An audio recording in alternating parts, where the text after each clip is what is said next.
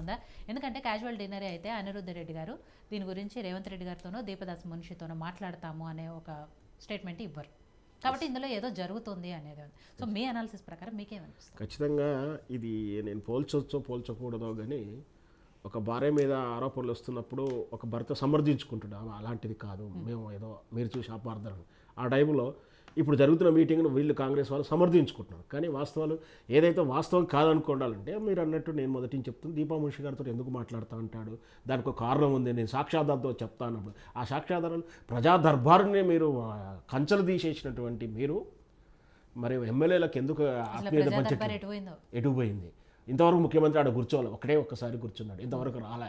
ఆయన 4 గంటలు అక్కడ దాని గురించి చెప్పాలంటే ప్రత్యేక చర్చ అవుతుంది. అన్ని పరిష్కారం అయిపోయి అన్ని బుట్టల్లో ఉంటాయి, అన్ని బుట్టల్లో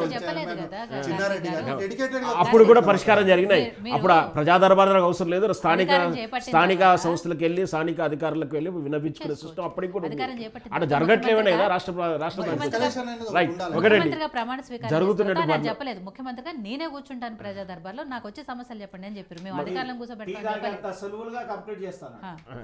అదేండి వాస్తవానికైతే ప్రజలు ఒకవైపు పరిశీలిసి చూస్తూనే ఉన్నారు. వాస్తవానికి ఎవరికైనా పెడతా అంటే ఆశ ఉంటుంది. 10 పెట్టినా కాడ 11 దానికి చూస్తారు, 1,00,000 ఇచ్చిన కాడ ఇంకొక 1,00,000 వస్తే బాగుంది చూస్తారు. మానవ సహజం. అందులో ఓట్ల రూపంలో ప్రజలు ఓట్లు అనే కోణంలో చూస్తే వాళ్ళు ఇంకా స్వార్థపరులే.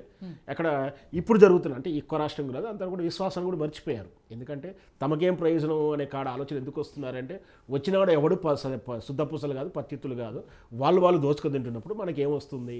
దానికి మళ్ళీ మనం మునుగోడు ఎలక్షన్ చూస్తుండొచ్చు. ఏ పార్టీ వచ్చినా కూడా కొట్లాడి గాల్లా బట్టి మరీ వసూలు చేసుకుంటున్నారు వాళ్ళు. అంటే మా వాటా మాకుంది, మా డబ్బులు మాకు ఇవ్వండి, మేము వేసే వాళ్ళకి వేస్తాం. ఇచ్చేటోళ్ళకి కూడా తెలుసు ఇప్పుడు అన్ని పార్టీలు తీసుకునే వేసేటోడికి వేస్తాడు, కానీ ఇవ్వకుంటే వీళ్ళ సైకాలజీ ఫీలింగ్. ఇట్లా ఉన్నటువంటి తరుణంలో ప్రజలు ఒకవైపు నుంచి చాలా అసంతృప్తితో ఉన్నమాట వాస్తవం. ఎంత దాచుకున్నా కూడా, ఎంత కాదని మనం డిబేట్లో గానో ఎక్కడో అనుకున్నా కూడా ప్రజల నుంచి వ్యతిరేకత వస్తుంది. అన్ని ఇచ్చినట్టు కేసీఆర్, అన్నీ చేసిన కేసీఆర్ని పక్కకు పెట్టినటువంటి తెలంగాణ సమాజం నువ్వు ఇస్తా అని చెప్పేసి నువ్వు రైతు బంధునికి 3 పంటలు ఎగ్గొట్టేసి మళ్ళీ ఇంకా 3,000 తగ్గించావు, 4,000 కట్టించేసి దానికి 196 కొర్రీలు పెట్టేసి ఇచ్చామని ఏదో చెప్పుకోవడానికి లిస్టు చూపిస్తున్నా రానోడికి మాత్రం అసంతృప్తి ఉంటుంది. ఎందుకంటే ఇచ్చినా కూడా వాళ్ళు తృప్తి పడతలేరు. ఇక రానున్న ఇవన్నీ ఒకవైపు జరుగుతున్నాయి. నిన్న గ్రామ సభలో జరుగుతున్న అసంతృప్తి ఒకవైపు వీళ్ళకు పన్నులు కాకపోవడానికి, బిల్లులు రాకపోవడానికి, ఉన్న డబ్బులు మాత్రం ఒకే ఒక మంత్రికి ప్రాజెక్టులకు బిల్లులు ఎందుకు శాంక్షన్ అవుతున్నాయో వాళ్ళ ప్రశ్న. నిన్నటి మీటింగ్ మొత్తం ఉద్దేశం అంతే కూడా ఒక మంత్రి, ఆ మంత్రి ఎవరు వాళ్ళకే తెలవాలి. ఒక మంత్రి బిల్లులు మాత్రం పాస్ అవుతుంది, ఆయన డామినేషన్ నడుస్తూ ఉంది, వాళ్ళే బాగుపడతారు. ఎందుకంటే వాస్తవం అయితే ఆయన ఇన్వెస్టర్, వాస్తవానికి అయితే ఆయన ఇన్వెస్టర్.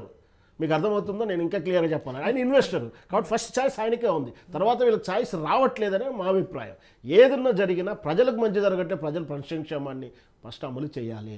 అవినీతి ఆరోపణలు చేసినట్టు కాళేశ్వరం కేసు ఇంతవరకు కాలేదు, మెగా కృష్ణ మీద ఇంతవరకు చర్యలే తీసుకోలేదు. అంటే రేవంత్ రెడ్డి అన్ని రకాలు కూడా ఫెయిల్ అవుతూ ఉన్నాడు. అంటే అవినీతి ఆరోపణలు చేసి బీఆర్ఎస్ పార్టీని ఇంతవరకు బోర్డులో నిలబెట్టలేదు. కేవలం మీటింగ్లలో నోటికొచ్చినటువంటి ఆరోపణలు లేదా ఇష్టమొచ్చినటువంటి పదజాలతో సూచిస్తూ ఉన్నాడు. అంటే కేసీఆర్ అలాంటి భాషను ఏ విధంగా విమర్శించారో అంతకన్నా ఘోరాతి ఘోర భాష వినిపిస్తాయి. అంటే అన్ని రకాల నుంచి రేవంత్ రెడ్డి చుట్టుకొస్తూ ఉంది.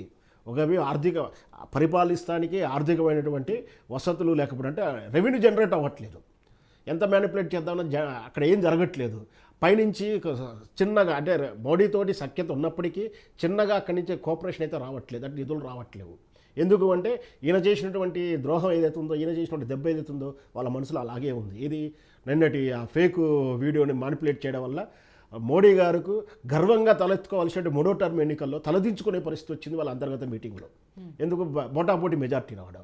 ఎందుకంటే ఈ రాజ్యాంగ మార్పు అనేది చాలా దెబ్బ కొట్టింది. ఇట్లా ప్రతి విషయంలో చాలా విషయంలో కూడా ఆయనకు డిబేట్ విభేదిస్తూ వస్తున్నాడు. కాబట్టి రేవంత్ రెడ్డికి అంత ఈజీగా నమ్మడానికి కానీ, రేవంత్ రెడ్డి సహకరించడానికి కానీ వాళ్ళకి ఇష్టపడుతుందంటే నిధులు రావట్లేవు. ప్లస్ రేవంత్ రెడ్డి అవసరం కూడా ఇప్పుడు వాళ్ళకి లేదు. ఇమ్మీడియట్లీ రేవంత్ రెడ్డిని మనం బుజ్జగించడానికి రేవంత్ రెడ్డి గారు అవసరం లేదనో లేకపోతే ఆయన ఏదో వీళ్ళ పరువు తీశాడనో వీటి గురించి ఒక రాష్ట్రానికి రావాల్సిన నిధులు ఆపుతారు. ఖచ్చితంగా ఉంది, పరిస్థితులు ఉన్నాయి, దాపరించాయి కాబట్టి ఇక మేము కూడా బాధపడేది ఖచ్చితంగా ఉంది. అవునన్నా కాదన్నా కూడా ఉంటున్నాయి అవి, రాజకీయాలు ఉన్నాయి. నిన్న బడ్జెట్ విషయంలో చూసినా స్పష్టంగా అర్థమవుతా ఉంది.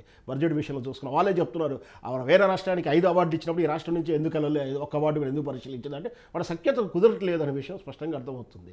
అంటే ఇక్కడ లోకల్ పరిస్థితుల్లో బీఆర్ఎస్తో బీఆర్ఎస్తో గొడవ పడడానికి వీళ్ళిద్దరు ఒకటి అవుతున్నారు, కానీ వాస్తవానికి అయితే నేషనల్ రాజకీయాలు చూస్తూ అదంతా అలాగే ఉంది. కాబట్టి రేవంత్ రెడ్డి గారు ఇటు ఒకవైపు మినిస్టర్ పోర్ట్ఫోలియో పంచలేదు, సార్ చెప్పినట్టు కొన్ని పోస్టులు కార్పొరేషన్లు స్థానిక సంస్థలు ఇలా ఉన్నాయి. ఒకవైపు తరుముకు వస్తున్నటువంటి ఉప ఎన్నికలు ఆ పార్టీ మరియు ఖచ్చితంగా అది ఉప ఎన్నికలు తరుముకు వస్తూ ఉన్నాయి. అంతా డిఫెండ్ చేస్తున్నారు. అది నెలలు పోయి రోజులు పోయి గంటలకు వచ్చేసింది. వీటితో పాటు వీళ్ళు ఎమ్మెల్సీ కోదండరామ్ది కూడా డౌటే ఉంది మొదటి నుంచి కూడా. నాకు కోదండరామ్ గారి కూడా ఎమ్మెల్సీ ఆ 2 పోస్టులు ఏదైతే ఉన్నాయో వాళ్ళు పెండింగ్ ఉన్నాయండి, ఆ కేసులు కూడా డౌటే ఉంది. ఎందుకంటే నేను కొంచెం డిబేట్ కూడా చేసిన వాళ్ళతో, న్యాయకోవిధులతో కూడా చాలా అవకాశాలు అంటే కొంచెం మ్యానిపులేట్ అంటే లాంగ్ చేయగలుగుతారు, 1 year డిఫెండ్ చేయగలుగుతారు, కానీ అది కూడా విషయం అవుతుంది. అంటే ఇన్ని రకాల చూస్తున్నాం రేవంత్ రెడ్డి వైఫల్యాలు కష్టంగా కనపడతా ఉన్నాయి. పైనుంచి ఆయన పంపాల్సిన బ్యాగుల పరిస్థితి కూడా అయిపోయింది. ఎందుకంటే ఎక్కడైతే ఉన్నాయో రావాల్సిన కాడికి బ్యాగ్ మేనేజ్మెంట్ కూడా అయిపోయిందని నా ఉద్దేశం. సో ఇన్ని పరిస్థితుల విజయంలో ఆయన మ్యానిపులేట్ చేయడానికి ఏం లేనప్పుడు ఈ పరిస్థితులు కింద నుంచి అంటే లోపల నుంచే వస్తున్నాయి. ఆయన ఊహించని పరిణామం ఈ అనిరుద్ రెడ్డి గారి పరిణామం. అంత దూరం వస్తుందని కూడా ఎక్స్పెక్ట్ చేయకపోవచ్చు. అక్కడ ఏం జరుగుతుందంటే ఆయన పని ఒత్తిడి ఉంది, బ్రెయిన్ టచ్లో ఉంది. ఎన్ని రకాల సమస్యల మధ్య రేవంత్ రెడ్డి గారు బహుశా రాబోయే అసెంబ్లీ సమావేశంలో ఖచ్చితంగా బలపరీక్ష కూర్చుంటాడనేది నాకు నా అంచనా. శ్రవణ్ కుమార్ గారితో నేను ఏకీభవిస్తాను. వీళ్ళకి జరిగిన సందర్భం ఏంటంటే భట్టి గారు, ఉత్తమ్ గారు, దామోదర్ గారు, కోమటిరెడ్డి గారు, దుద్దిల్ల గారు, ఈ సీనియర్ మోస్ట్ లీడర్స్ ఎవరైతే ఉన్నారో ముఖ్యమంత్రి ఈయన చేయాలి అని అంటే కండిషన్ సప్లై అన్నారు. ఏం కండిషన్స్ అంటే ఎవరి పోర్ట్ఫోలియోలో